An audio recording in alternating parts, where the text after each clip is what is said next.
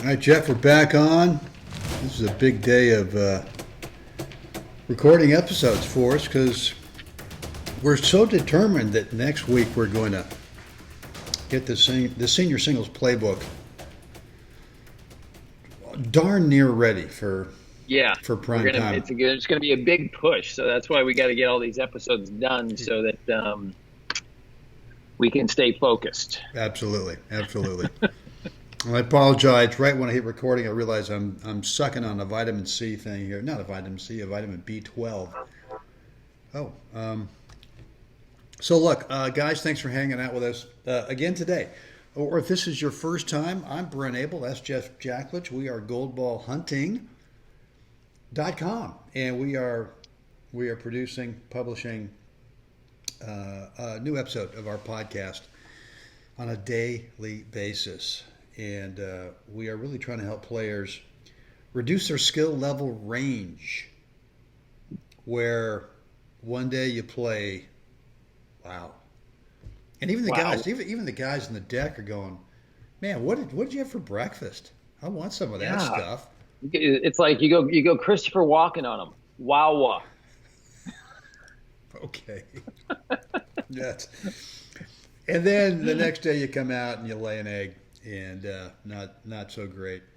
So there's a skill level range, right? One day great, the next day not so great. We're really trying to help you guys reduce that skill level range, try to bring the lousy stuff up to the good stuff on a day-to-day basis. And that's when you really start to build confidence. You can predict how you're going to play day in and day out. And once you get there, if you want, you can take the next step up to whatever level that is. So we got a couple of cool things for you. We got a free video, talked about skill level range, how to build it, and a private video, but it's free. And then we've also got the opportunity for you to get on a free 10-minute coaching call with you, me, and Jeff. It's a 3-way private phone call, and it's only 10 minutes. So you got to bring that one thing in your game right now that maybe is potentially holding you back from that skill level range, reducing it as much as possible. The way to get both those things, go on over to goldballhunting.com, drop in a first name and email address, click the button, and you will get access to the video I mentioned, and you'll also get access to our online calendar scheduler where you get to cherry pick a date and time that works best for you. So, Jeff, you want to say anything before we launch into something? You got anything on your mind? No, go ahead. Okay, so, I don't know, was it last night? Maybe 2 nights ago, I was watching a replay of, I think it was the 2005 women's Wimbledon singles final. Lindsay Davenport against Venus Williams.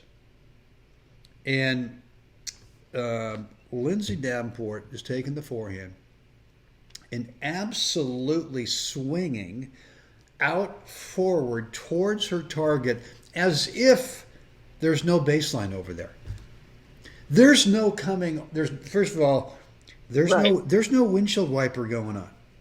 There's no coming across the back of the ball or coming off of it. It is just on balance, on posture, going baseline, schmaceline. I don't care. I am going to hit it through the back end of the court. Right. And wow. So I guess the reason I'm bringing this up is I want to make sure that our players, that you're not coming off the ball too soon, right? And I think that happens a lot. And let's talk specifically about the forehand ground stroke. I just see, and look, I'm guilty of this sometimes, especially if it starts to get during crunch time in a match. Oh God, okay, I don't really want to go, out through the ball. And I've probably told the story before, but I'm gonna share it again. In mid-70s, I was teaching at a hotel, the Royal Biscayne Hotel in Key Biscayne, Florida, for a couple of years. Had really just a great job, and I learned a lot about the game. Learned a lot about teaching. But one day I was watching Jaime Fiol. Yes. And I think he was practicing with Cliff Drysdale. Anyway, they were hitting groundies right back up the middle of each other. But I was at the fence where I was right looking along the baseline at Fiol, and especially on his forehand where I just watched it, and he, so for me, he's hitting this ball from my left to the right, and I mean, old school, fine, kind of a linear swing, Right. but there was like not a fear bone in that boy's body in terms of his groundie ever thinking. In fact, if he hit one out, he would say, "Give me the ball," and he'd spank the ball. Right? I mean, come on, you are not going out again, dude. That's right.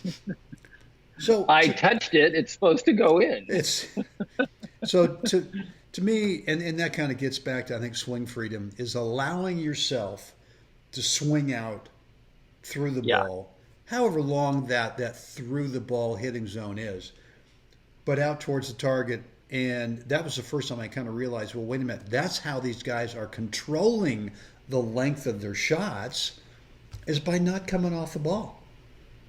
Right. So how do you think about, like, when you're teaching someone to kind of get that swing freedom and not worry about the baseline? What's kind of the thought that you stick in their mind? Huh. And let's just focus on. I mean, we spent a lot of time recently talking about the slice backhand and how linear it is, and you've really got to finish out towards the target. A topspin rally ball. Right. A drive. An offensive drive. Right.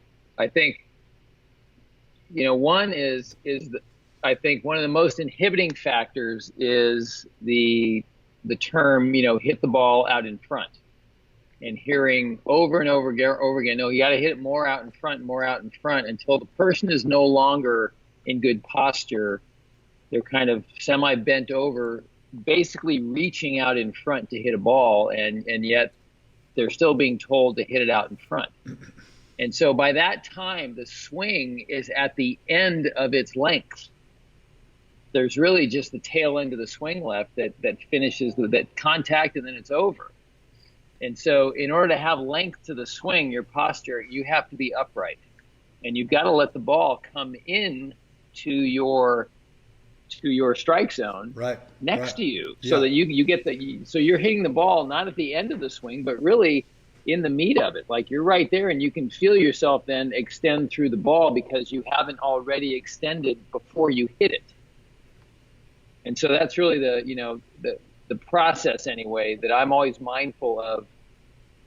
Most of the time, the swing gets inhibited because of that misinterpretation of where hitting the ball in front is in relation to your posture and your strike zone. And so that's what I look for when I'm if I've got to get somebody to, like, extend through the ball. First, I got to look to see, are they in a position that will allow that to happen? Because I can tell them to extend all day long, but if they're not in a position that allows their body to actually function efficiently and kinetically right, I got nothing, and they got nothing too. Right. I can yell at them till I'm blue in the face, and I'm not going to get what I want. Yeah. And they're not going to get it either. Well, the key for me is to make sure that, and I kind of got this from Michael Wayman, gosh, probably 10 years ago, when he helped me. He helped me right before I won my first national singles title, 60 hard courts. And what he told me about my forehand was that you've got the ball, and out in front of the ball is the target where you want to send it to. And he says you've got to have a swing path that goes directly towards the target and kind of over the top of the ball, rather than thinking you're going to come in and kind of make contact and then you're off and you're finishing. Right. And I think one of the other things too that players misunderstand is there's such an emphasis on the finish being way down the back that's all they're focused on. All they can think about is they feel the ball, they get off, and they go, well, I'm down here in the back. I can touch the racket to my back. Well, okay, but you just shanked another one, and these teaching balls are kind of expensive, so so I just think that watching Davenport, watching Fiol, and then watching other good players, where they really extend out through the ball as if there's no baseline over there, that's not really That's not. I mean, it's not an obstacle, right? We've got the net, we've got the sidelines. Right. Fine. Those are obstacles that we need to be focused on, not Right. being too close to the top of the net, and not being right in the lines. But I think the baseline is one that if you have good swing technique and the swing freedom and the guts to swing out and over the top of the ball, we're talking about a topspin rally ball. Right. Forget the baseline, because when you do that, that controls the length of the shot. Right. Yeah, I think a lot of people treat the baseline as something to not go beyond. Therefore, as you start to inch, your ball lands and it starts to inch out toward the baseline, then there's this thing of like, well, oh, okay, I better not hit any harder than that. Or so we never actually experience what it's like to hit through it, because we're always worried about it going long. Right.